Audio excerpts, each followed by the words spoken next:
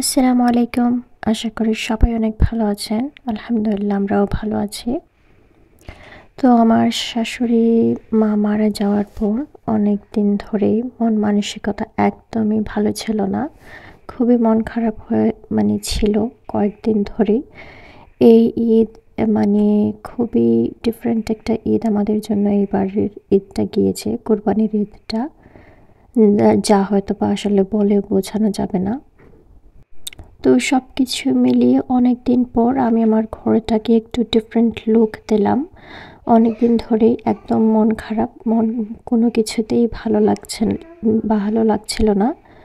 তো ভাবলাম যে ঘরে একটু চেঞ্জ করলে মেবি আমার মন মানসিকতাও একটু চেঞ্জ হবে বা একটু ভালো লাগবে।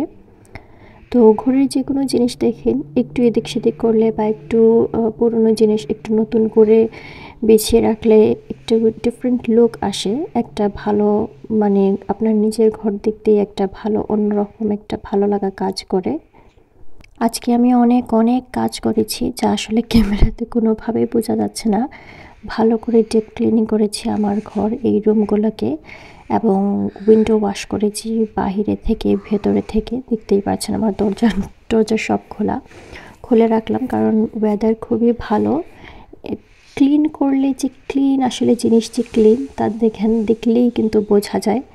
এত ভালো লাগছিল উইন্ডোগুলো দেখে, কি বলবো আসলে, যে এত ক্লিন লাগছিল, এত স্পার্কলিং লাগছিল দেখে। বাহিরে বাহির এবং ঘরের ভেতর থেকে উইন্ডো ওয়াশ করলে দেখেন উইন্ডো আসলেই খুবই ভালো লাগে, খুবই সুন্দর লাগে দেখতে। আর এই একটা জিনিস যদি ক্লিন না থাকে আমার আসলে ভীষণ মেজাজ খারাপ হয় যদি উইন্ডো ক্লিন দেখতে অনেক জঘন্য লাগে। তারপর আমরা মা মেয়ে বের হয়ে গেলাম, একটু টুকটাক বাজার হাট করলাম। আমার পাশেই হচ্ছে, বাসার পাশেই আপনার ছোট আস্তা। সো আস্তা থেকে আমি টুকিটাকি কিছু জিনিস কিনে নিয়ে আসলাম। এবার ঈদে আসলে আমি কোনো কিছুই বানাই নাই বলতে একদমই কোনো কিছুই আমি করি নাই। কিন্তু একদম আগের রাতে আমার ভীষণ মন খারাপ হয়েছিল শুধু এটা চিন্তা করে যে হয়তো বা মা থাকলে জিজ্ঞেস করতে অবশ্যই যে আমি কি রান্না করেছি, কি রান্না করলাম বা কি রান্না করব, তার ছেলের জন্য আমি কি করেছি। সেটা আসলে ভেবে আমি ওই দিন রাতে না দুপুরে রোজা ছিলাম। তো দুপুরে আমি একটু মাত্র হাতে গোনা কয়েকটা রুটি বানাই, চালের রুটি, কারণ চালের রুটিটা আমার আর তার খুবই পছন্দের একটা খাবার। তো চালের রুটি করি, আর হচ্ছে সে মাংস রান্না করে। আর ডেজার্টের জন্য আমি 2 দিন আগে জর্দা অনেক আগে বানিয়েছিলাম। ডেজার্টের জন্য আমি একটা হচ্ছে ওই যে কালারফুল যে সেমাইগুলো প্যাকেটে থাকে, আমি আমার মতো করে একটা ডেজার্ট বানিয়ে রেখে দিই। ডেজার্টটা আসলে খুবই ভালো হয়েছিল। তো কিছু ফ্রুট আমিও কেটে রাখি নাই, যে যখন খাবে তখন আমি ফ্রুট কেটে দিয়ে দেবো। তো জাস্ট ওই ডেজার্টটা আর মাত্র কয়েকটা হাতে গোনা রুটি বানাই। আর ঈদের দিন সে কাজেও ছিল, পুরো দিন সে কাজেই ছিল। তো আমি আমার কাজিনের বাসায় চলে গিয়েছিলাম, এর জন্য আমাদের আসলে তেমন আমরা আমাদের মতো ঈদটা কাটাই নাই আসলে। কিন্তু আলহামদুলিল্লাহ তার পরের দিন অবশ্য আমরা তার সাথে আমরা ঈদটা সেলিব্রেট করেছি। কিন্তু আমার বারবার এটাই মনে হচ্ছিল যে মা থাকলে জিজ্ঞেস করতো যে কী করেছি বা কী করলাম না করলাম। তারপর জাইনাবও আছে, সে অবশ্যই জিজ্ঞেস করবে যে জাইনাবের জন্য আমি কী বানিয়েছি স্পেশালি। তো ওই জিনিসটা মাথায় আসার পরেই আমি হুটহাট করে আসলে এগুলো করি। আর আজকে হচ্ছে ক্লিনিং করার পরে বিশ্বাস করেন আমার এত ভালো লেগেছে, আমি কি বলবো, আসলেই cleaning is very therapeutic for me. আমার সিটিং রুম, আমার কিচেন যেদিকেই তাকাচ্ছি আমার অনেক ভীষণ ভাল লাগছিল।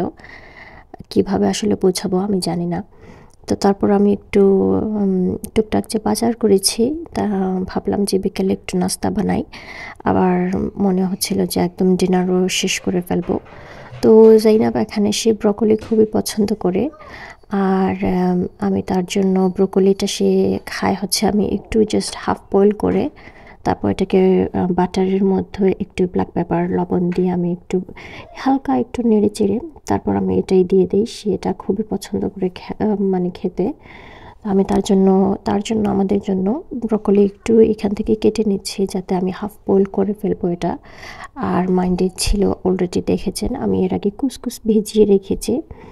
তো কুসকুসটা আমি আমার মতো করেই রান্না করছি। মানে এই দিন কি বলবো যে আমার যা খুশি তাই আসলে আমি সেভাবেই মানে রান্না করছিলাম।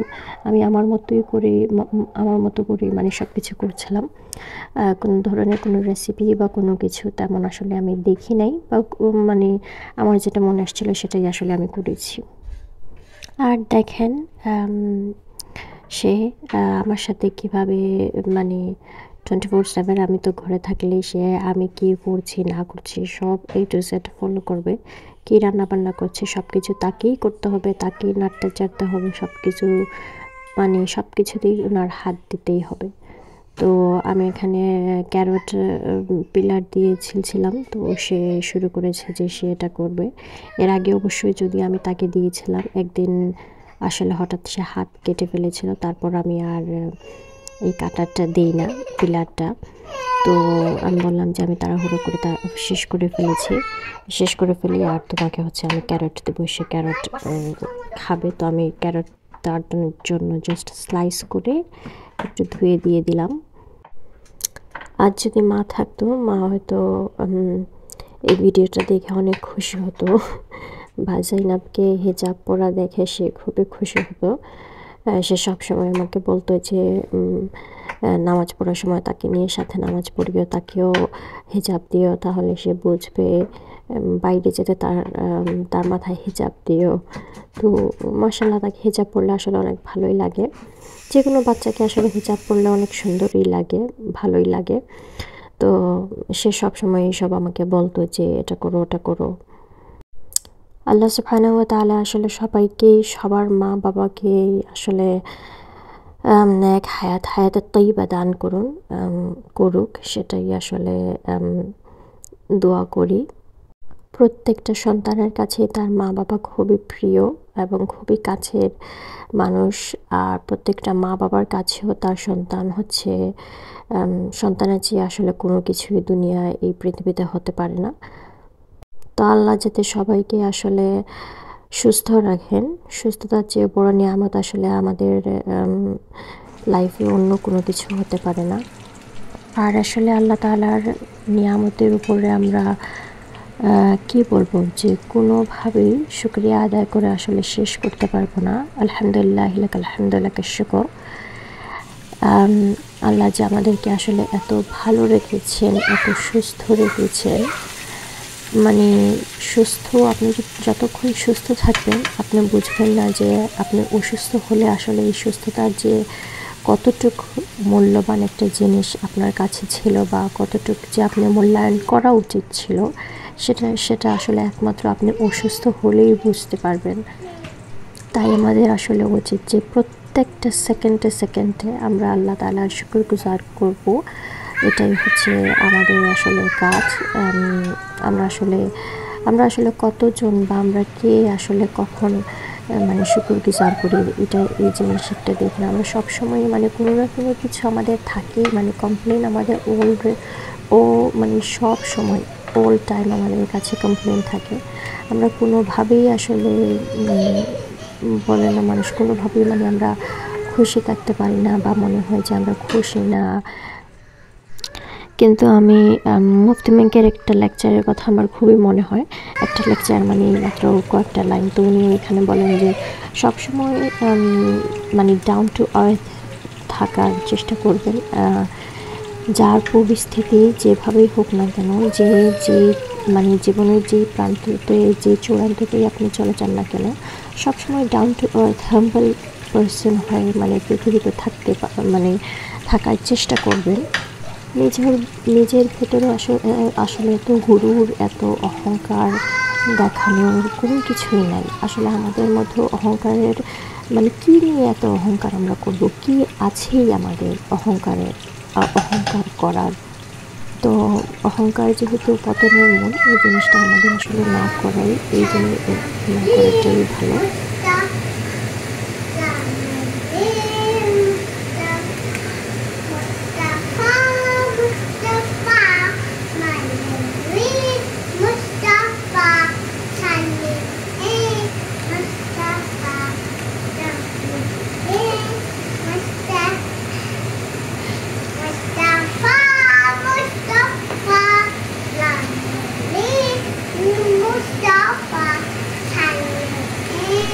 আমি স্টপ করে দিয়েছি কারণ জাইনাবের এই নাশিদটা শোনানোর জন্য আপনাদেরকে।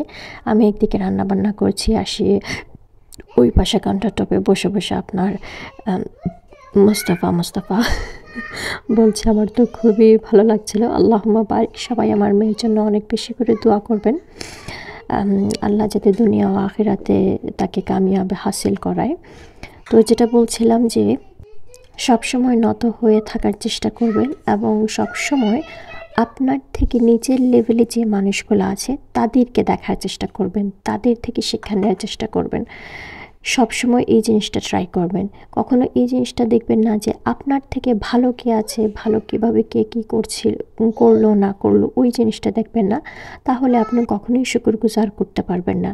আপনার নিচের লেভেলের মানুষগুলো দেখবেন যে আপনার থেকেও মানুষ কত ধরনের, মানুষের জীবনে বিভিন্ন ধরনের পেরেশানি আছে, বিভিন্ন ধরনের কষ্ট আছে, যা অবশ্যই যে লাইফ স্পেন্ড করতেছে সে বুঝতেছে।